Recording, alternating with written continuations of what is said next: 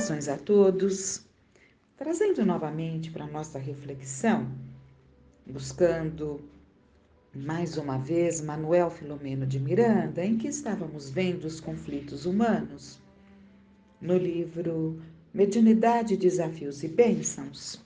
Então vamos lá ao texto para hoje, Obsessões Generalizadas, e ele nos coloca: ao lado dos conflitos humanos, encontra-se uma psicopatologia das mais graves, nem sempre considerada pelas doutrinas encarregadas da área da saúde, porque não existe a morte no sentido de extermínio da vida.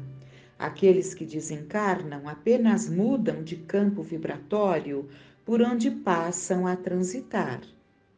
Então, nós entendemos perfeitamente que a morte não existe, né? Porque a vida não cessa nunca, ela se dá tanto aqui quanto no plano espiritual. O que nós temos, na verdade, seriam várias existências, né? O mundo físico não é o real, o único. Antes, é uma condensação do mundo energético primitivo e espiritual. O abandono das vestes carnais, pelo fenômeno da morte orgânica, devolve ao espírito, ao campo vibratório de onde se originou, sem o consumir, quanto gostariam muitos descuidados. Então, vamos até retomar a ideia. O abandono das vestes carnais, pelo fenômeno da morte orgânica, devolve o espírito ao campo vibratório de onde se originou, porque lá a nossa verdadeira vida, no plano espiritual, sem o consumir quanto gostariam muitos descuidados, né? Que não buscam entender verdadeiramente o sentido da vida, gostaria de que a morte tudo encerrasse. Mas, de fato, não é assim que se dá. Continuando, normalmente assevera-se que existem dois mundos na Terra, como noutros lugares, o material e o espiritual. Em uma visão realmente lógica, somente existe uma realidade que se apresenta sob dois aspectos: a que se condensa em organização material e a que lhe é precedente. Kardec deixa isso muito claro, né, na doutrina. Deste modo, as duas expressões confundem-se num intercâmbio vibratório, perfeitamente compreensível, sofrendo os efeitos uma da outra. É claro, né, que tudo aquilo que fazemos aqui em vida na carne hoje, que atinge o nosso corpo físico, seja materialmente falando, seja psiquicamente falando, porque atinge nossos pensamentos, nossos sentimentos, atingem o nosso organismo físico, sem dúvida nenhuma. É claro que tudo que alcançar o nosso organismo físico reflete no nosso perispírito. Então, enquanto encarnados, sofremos essa ação dessa conjugação, né, dos dois corpos, digamos, né? Então, considerando-se que a lei das afinidades ou de sintonia vibra em todo o universo, o seu vigor une os espíritos no seu processo de desenvolvimento dos recursos evolutivos em qualquer lugar que se encontre. Cada qual elege as companhias de acordo com o comportamento mental, moral e espiritual, mantendo convivência saudável e enfermiça, conforme os conteúdos vibratórios dos seus companheiros. Em consequência, ninguém que permaneça na Terra a sós, visto que temos ao redor de nós tão grande número de testemunhas que vigiam, conforme anotações do apóstolo Paulo em sua epístola aos Hebreus, no capítulo 12, no versículo 1, em que ele fala, né, que tínhamos ao nosso redor uma nuvem de testemunhas. Né? Então, é Paulo que nos reafirma esses ensinamentos. Essas testemunhas são os desencarnados que cercam os vigiantes humanos na sua trajetória de crescimento moral e que interferem a miúde nos seus pensamentos, palavras e atos, conforme o nobre codificador do Espiritismo teve ocasião de informar-se através dos mentores da doutrina espírita. Então, aquilo que Paulo, nos trouxe, porque ele via, ele sentia, ele dialogava, ele conversava, né? Muitos dos discípulos mantiveram ali um colóquio constante com o plano espiritual, né? E por tudo que eles nos deixaram escrito, percebe-se claramente isso, por tudo que diziam, falavam e testemunharam, né? Já colhendo ali das próprias lições de Jesus esses ensinamentos que chegariam a eles, né? As vozes falarão.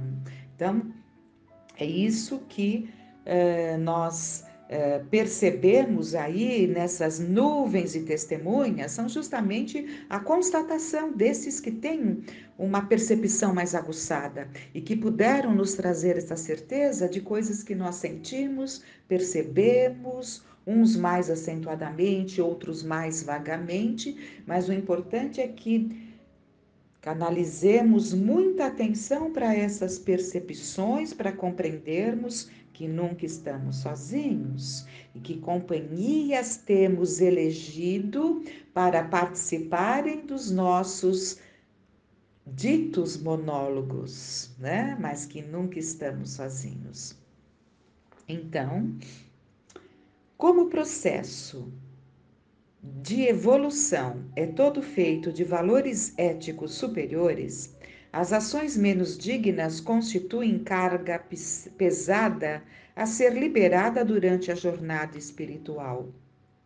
Os males praticados contra o próximo, infelizmente contra si mesmos, é o que estávamos falando há pouco, acarretam animosidades e desaires que se transformam em processos de perturbação de graves efeitos para aqueles que os praticam.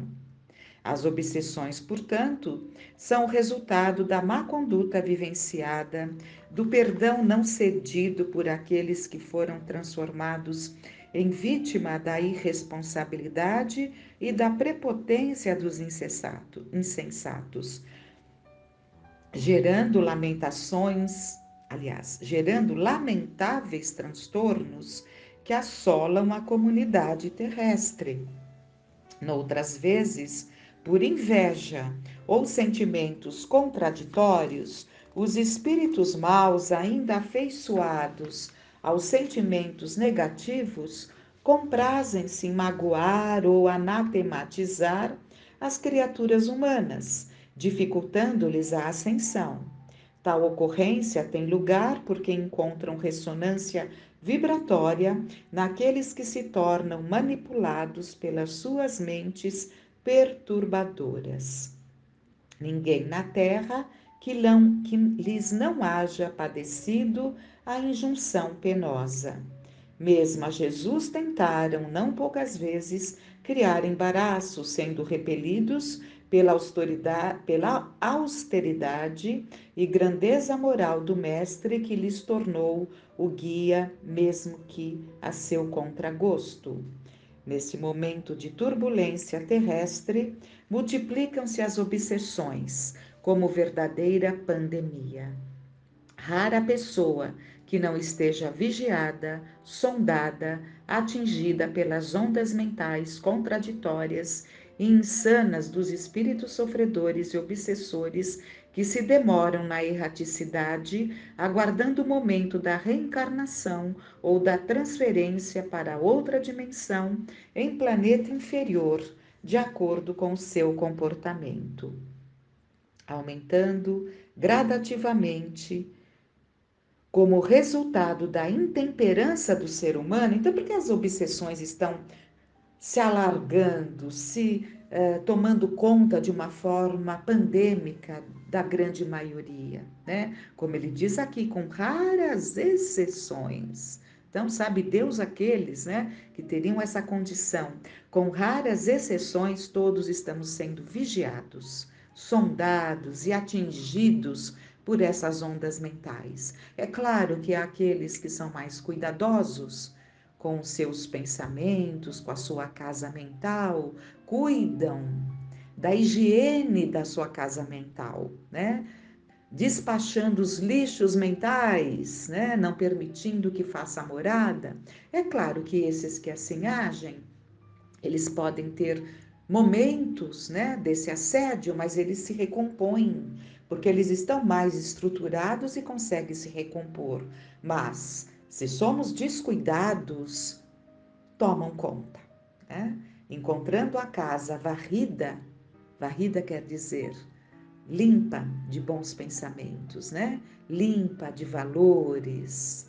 Não é varrida no bom sentido, né? É uma casa mental descuidada, né? Sem ali o seu dono que cuide, que zele pela sua casa mental. É claro que eles fazem morada, né? Então, aumentando gradativamente como resultado da intemperança do ser humano, e o ser humano está cada vez mais destemperado, isso a gente percebe claramente, que prefere a ilusão e a mentira, o prazer imediato, mesmo que a custo do sofrimento de outrem, abrem-se as brechas mentais para a instalação dos transtornos obsessivos que se multiplicam, ampliando a faixa dos conflitos existenciais e dificultando a diagnose dos fenômenos psíquicos de desequilíbrio.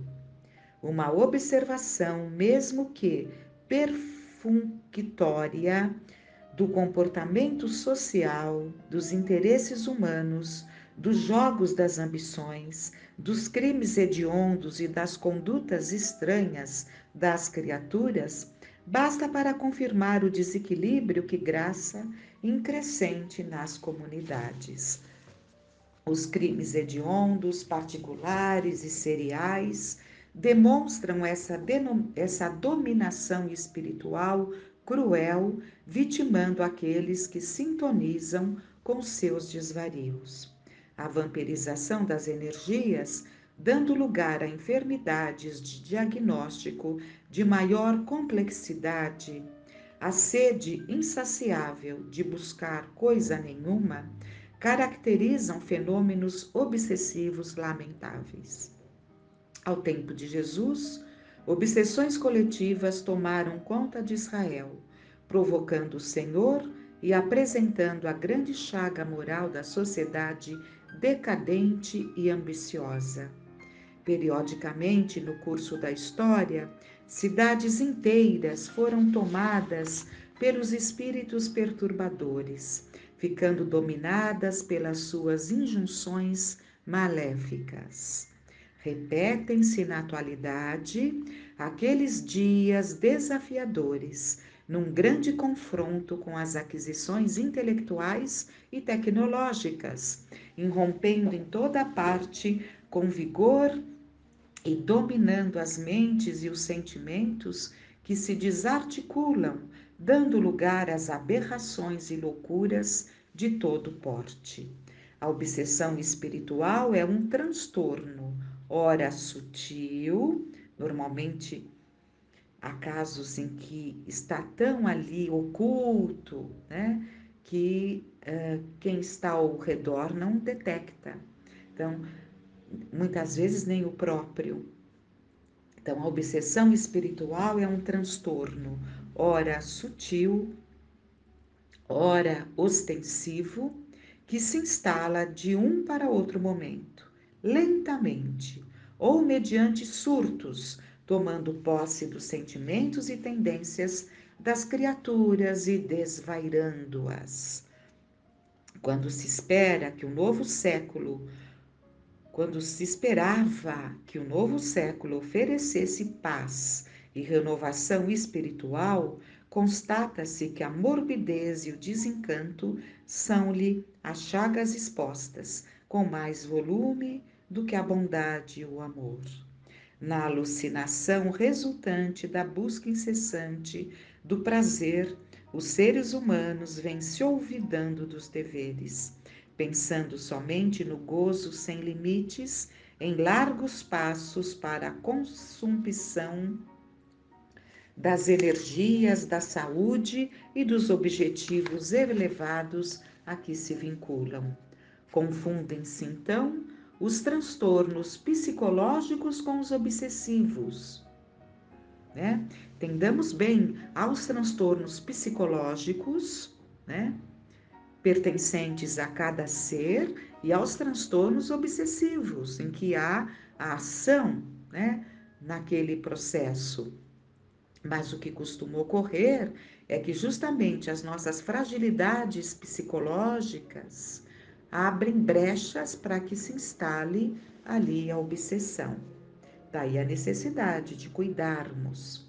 Então, confundem-se então os transtornos psicológicos com os obsessivos, sendo a linha divisória entre um e outro muito diáfana, o que perturba os estudiosos do tema, especialmente aqueles que se dedicam ao ministério terapêutico próprio. Felizmente, o Espiritismo chegou no momento anunciado pelo Mestre para repetir-lhe as lições, para trazer informações novas e esclarecer as ocorrências espirituais que se demoram ignoradas, ampliando o elenco do conhecimento em torno da vida além da vida. Nesse terrível contubérnio, enfermiço grave, pode-se dispor dos ensinamentos espíritas para operar a transformação da sociedade para melhor, iniciando-se pela recuperação do indivíduo, a fim de alcançar-se todo o grupo no qual se encontra. Os recursos são os mesmos oferecidos pelo psicoterapeuta Jesus, que propõe a modificação da conduta mental. Ele não falava, vai e não peques mais, vai e não tornes a errar? Não era essa sempre a lição de Jesus? Então os recursos são os mesmos oferecidos pelo psicoterapeuta Jesus, que propõe a modificação da conduta mental e naturalmente comportamental, utilizando-se dos valores defluentes do amor para sanar as dívidas do passado ou recuperar-se dos desequilíbrios do presente, trabalhando os metais do espírito viciado e amoldando-o ao bem mediante as ações seguras da solidariedade, da benevolência, apoiado na oração ungida de confiança em Deus e na correspondente entrega dos sentimentos à caridade.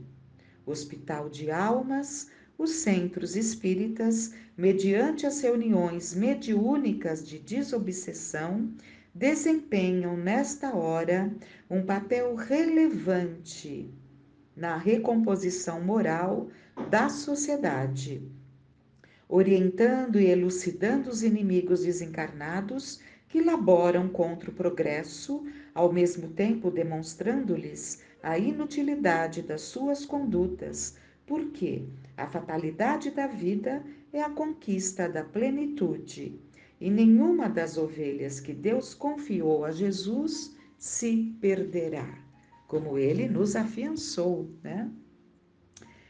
Então, vamos ali finalizando. Precatem-se todos aqueles que se encontram na luta redentora contra as influenciações negativas dos espíritos ociosos e maus, insistindo nos propósitos edificantes a que se dedicam, trabalhando-se intimamente em busca da autoiluminação, não olvidando o bem que podem oferecer ao seu próximo, tornando o mundo atual melhor do que se encontra. Rugindo a tempestade, instala-se o medo, mas depois chegará a bonança do amor para reunir todas as criaturas num só rebanho. O amor de Deus, por isso mesmo, paira soberano acima de todas as coisas, e a barca terrestre navega sob o comando sublime do grande nauta Jesus, experimentando as refregas provocadas pelas próprias criaturas, mas destinada ao porto da paz e da felicidade. Reflitamos muito para caminharmos, nessa nau que nos leva com muita confiança, sem perdermos ali aquele farol, aquele roteiro que fará com que saibamos enfrentar as lutas da vida. Com muita confiança, fiquemos em paz.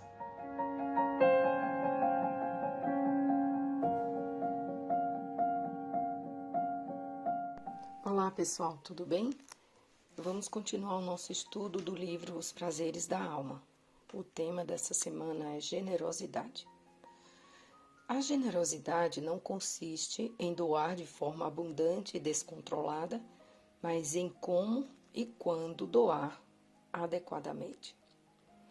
A criatura generosa é alguém que aprendeu a auxiliar os outros sem se ver obrigada a tomar para si os infortúnios que não lhe pertencem. Socorre os sofredores, sem emaranhar-se na sua problemática emocional. Procura ser condescendente com as aflições alheias, mas não se envolve nela. Ou melhor, não tenta carregar a cruz do mundo nas atividades que visam abrandar as dores terrenas.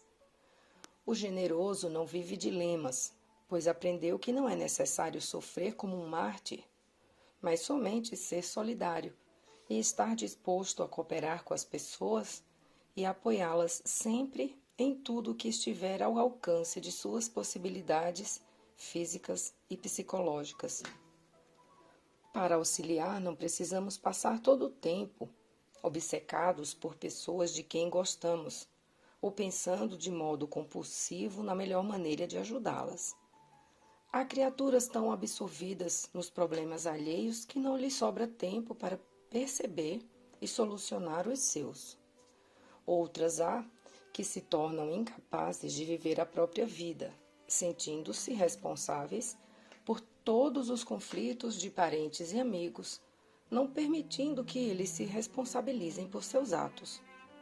Carregam o fardo dos outros, não lhes dando a oportunidade de aprender por si mesmos, a resolver as próprias dificuldades existenciais, nem a compreender que, com o decorrer do tempo, a prática dessas experiências lhes proporcionaria viver com mais segurança e autonomia. Uma das ferramentas básicas que podemos utilizar em benefício das pessoas é manter certa distância psíquica delas.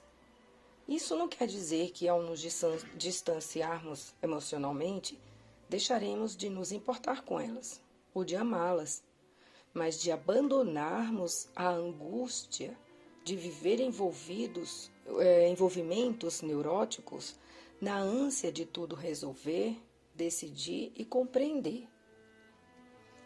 Desligar-se ou distanciar-se não é recusar a ajuda afetuosa, nem viver uma aceitação passiva e resignada, mas evitar relacionamentos desgastantes e perturbadores. É deixarmos de nos alimentar de sentimentos e emoções desvairados e de relações patológicas que nos desviam de problemas prioritários para resolver. Cada ser humano é responsável por si mesmo. Por isso precisamos perceber os problemas que não são nossos, cuja solução não nos pertence. A ansiedade e a preocupação não ajudam em nada. Esse distanciamento psíquico pode ser a solução benéfica que tanto buscamos. No entanto, nem sempre nos é fácil utilizar a boa vontade desvinculada da área emocional. Estamos ainda presos a antigos conceitos e velhos hábitos, que nos amarram às crises e aos infortúnios de outrem.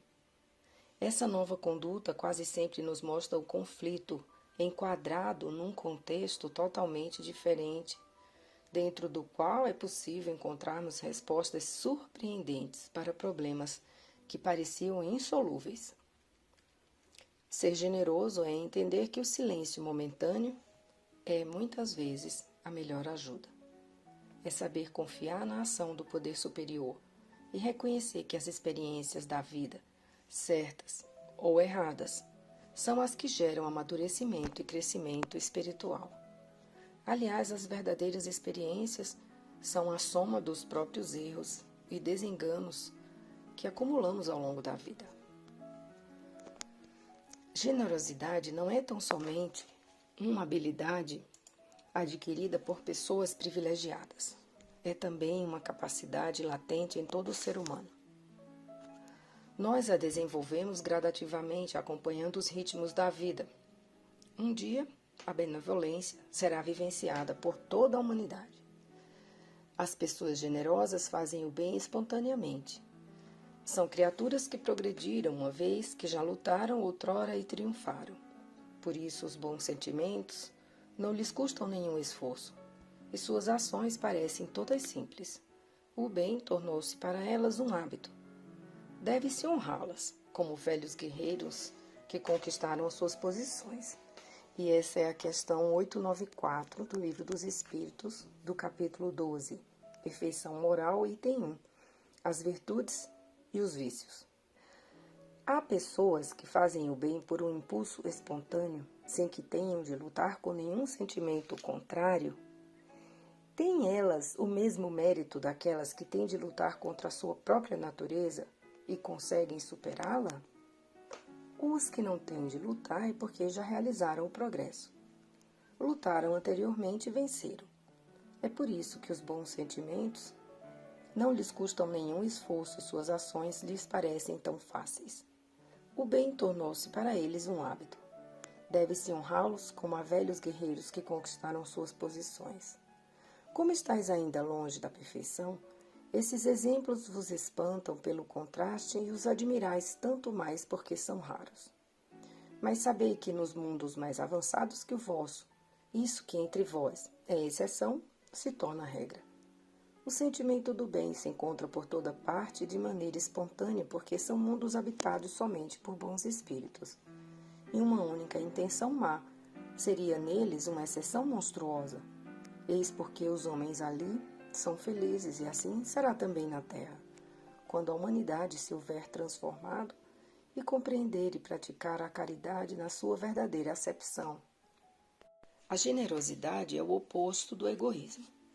Enquanto o generoso desfruta a liberdade repartindo o que pode e o que tem, o egoísta vive isolado, querendo segurar tudo e todos ao seu redor. Egoísmo não é viver a própria vida ao nosso modo, mas desejar que os outros vivam como nós queremos. O mundo onde moramos depende de nossa colaboração, já que nenhum feito, sentimento ou pensamento passam despercebidos nesse sistema de humanidade interdependente do qual fazemos parte. Todos temos que contribuir. Ninguém está livre do devotamento à família, amigos e desconhecidos. O nosso altruísmo e as atitudes de amor influenciam os atos dos outros e, por consequência, criamos na Terra um ambiente renovado que igualmente nos afeta de forma mental, emocional, social e espiritual. Por outro lado, não podemos nos esquecer de que cada pessoa carrega dentro de si a solução para seus males. Cada um de nós tem a potencialidade de sustentar seus semelhantes na mesma caminhada evolutiva. Sempre que tivermos a atitude de nutrir alguém, esse ato terá como resultado a nossa autonutrição. Se o Criador nos deu uma vida social, é porque, juntos, podemos amparar os passos vacilantes uns dos outros, enquanto que sozinhos podemos tropeçar mais facilmente diante das perigosas trilhas da jornada terrena. A generosidade não consiste em doar de forma abundante e descontrolada, mas em como e quando doar adequadamente. Essa foi a primeira parte. Agora a segunda. A generosidade tem como síntese perfeita, ou fator fundamental, a ação dignificadora que propõe ajuda ao próximo, validando acima de tudo sua realidade pessoal.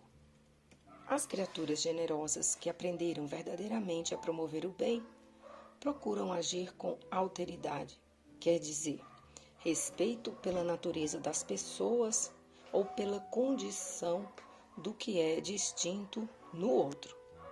Por isso, não interpretam as necessidades alheias baseadas em seu jeito de ver e de sentir, nem adotam uma forma de socorro fundamentada na sua forma individual e personificada de perceber as ocorrências do mundo exterior.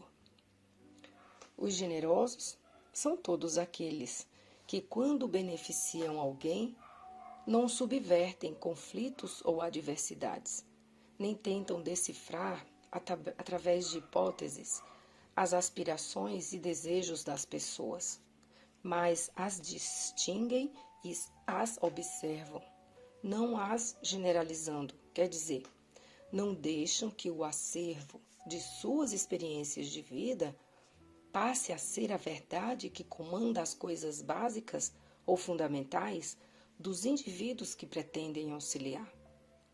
É difícil conceber que uma criatura esteja completamente errada no tocante a qualquer situação complexa. Cada um de nós tem uma parcela da verdade a partilhar ou ensinar. Nossa visão de mundo é só nossa. Ninguém pode normalizá-la para nós.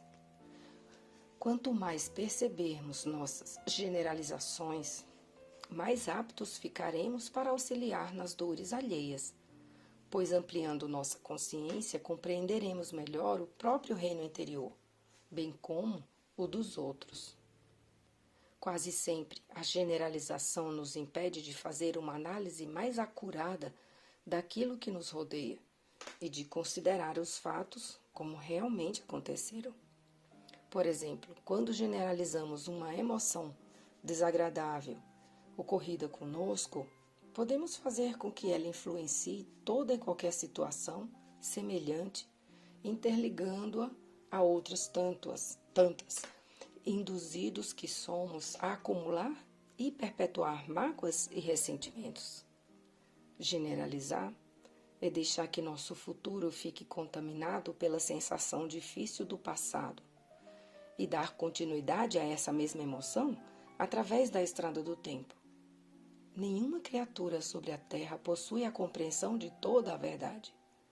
Às vezes nos comportamos como se fôssemos os guardiões da verdade absoluta, mas o fato é que cada um de nós tem apenas uma diminuta parte dela. A generosidade tem como síntese perfeita, ou fator fundamental, a ação dignificadora, que propõe ajuda ao próximo, validando, acima de tudo, sua realidade pessoal. A natureza do ser benevolente não julga nada nem nomeia ninguém de normal ou anormal. Simplesmente analisa os fatos com imparcialidade e considera os indivíduos como portadores de diferentes filtros mentais, ou melhor, admite que cada um percebe, seleciona, separa ou retém o que para si é essencial ou desejado, segundo seu modelo de vida. Quando reconhecemos e validamos a nossa parcela pequena da verdade, fica mais fácil aceitarmos a verdade dos outros. A partir daí estaremos livres para cooperar realmente e compartilhar essa nossa porção ou pedaço da verdade, com isso obtendo maior e mais completa visão da realidade.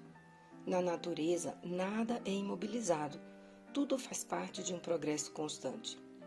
No mundo em que vivemos, a verdade é relativa, pois está em permanente mutação. Devido a essa mutabilidade, às vezes até sentimos certo desconforto de personalidade ou mesmo dificuldade de adaptação a novas necessidades e circunstâncias existenciais, porquanto nossas ideias, conceitos, memórias, valores, ideias sofrem transformação pela interferência dos fatores lugar, espaço e tempo. Assim, considerando, o indivíduo realmente generoso entende perfeitamente que cada um deles, dos espíritos, tem maior ou menor vivência e, por conseguinte, maior ou menor experiência. A diferença está no grau de sua experiência e da sua vontade. Essa é a questão 804 do Livro dos Espíritos, capítulo 9, Lei de Igualdade, item Desigualdade de aptidões, item 2. Por que Deus não deu as mesmas aptidões a todos os homens? Deus criou todos os espíritos iguais, mas cada um deles viveu mais ou menos tempo e, por conseguinte, realizou mais ou menos aquisições. A diferença está no grau de experiência e na vontade, que é o livre-arbítrio. Daí decorre que uns se aperfeiçoam mais rapidamente, o que lhes dá aptidões diversas. A mistura de aptidões é necessária, a fim de que cada um possa contribuir para os desígnios da providência, nos limites do desenvolvimento de suas forças físicas e intelectuais. O que um não faz, o outro faz. E é assim que cada um tem a sua função útil. Além disso, todos os mundos, sendo solidários entre si, é necessário que os habitantes dos mundos superiores, na sua maioria criados antes do vosso, venham habitar aqui para vos dar exemplo. E num comentário aqui de Kardec. Assim, a diversidade das aptidões do homem não se relaciona com a natureza íntima de sua criação, mas com o grau de aperfeiçoamento a que ele tenha chegado como espírito. Deus não criou, portanto, a desigualdade das faculdades, mas permitiu que os diferentes graus de desenvolvimento se mantivessem em contato, a fim de que os mais adiantados pudessem ajudar os mais atrasados a progredir. E também a fim de que os homens, necessitando uns dos outros, compreendam a lei de caridade que os deve unir. Muitas vezes partimos do falso pressuposto de que todos buscam adquirir o que desejamos ou reagem exatamente como nós. Nossa carência não é igual à dos outros, e aquilo que nos provoca entusiasmo, anseio, medo ou insegurança pode não ter nenhuma repercussão sobre outrem. Por exemplo, 3 pessoas olham lados distintos de um mesmo prisma. Dependendo do ângulo do qual elas o observam ou o consideram, poderão ver cores diferentes, pois o prisma tem a propriedade de decompor a luz branca no espectro de cores. Um dos lados pode irradiar a cor amarela, outro a vermelha e outro ainda a azul. Quando a pessoa do lado amarelo insiste em dizer que o prisma é incontestavelmente amarelo, induz as outras, que consideram os lados opostos, a não concordar. Impossível, você é daltônica, ele é vermelho. Aí a outra diz que nada, ele é azul. É óbvio que todas têm um fragmento da verdade, mas, como não abrem mão de possuir a verdade total, entram em discórdias e discussões. Quase sempre a tendência de generalizar faz com que distorçamos os reais objetivos da ajuda generosa, os quais podem ser sintetizados em alguns itens importantes. Encorajar as pessoas a uma consciência nova e mais plena de seus poderes, capacitá-las a tomar suas próprias decisões, não projetar em quem auxiliamos nossas necessidades e valores pessoais, e utilizar de forma compassiva a alteridade, abandonando a ânsia de tudo saber e poder. O generoso mantém uma postura de alma em que ninguém é melhor ou pior, apenas diferente. Acredita que a ajuda real deve partir da suposição de que todos precisam ser avaliados e auxiliados de maneira individualizada. Pecar é interpretar o outro utilizando apenas os nossos pontos de vista. Esse hábito de sentir, pensar e agir radicalmente, elegendo o nosso jeito de ser como norma correta de toda a realidade e reação humana, fere e desrespeita profundamente a visão de mundo dos outros. E aqui da primeira parte, esse parágrafo eu achei um espetáculo. Uma das ferramentas básicas que podemos utilizar em benefício das pessoas é manter certa distância psíquica delas. Isso não quer dizer que, ao nos distanciarmos emocionalmente, deixaremos de nos importar com elas ou amá-las, mas de abandonarmos a angústia de viver envolvimentos neuróticos, na ânsia de tudo resolver, decidir e compreender. Realmente isso precisa ser vivenciado. Da segunda parte, eu coloco aqui, e também a fim de que os homens, necessitando uns dos outros, compreendam a lei de caridade que os deve unir. Uma boa semana a todos.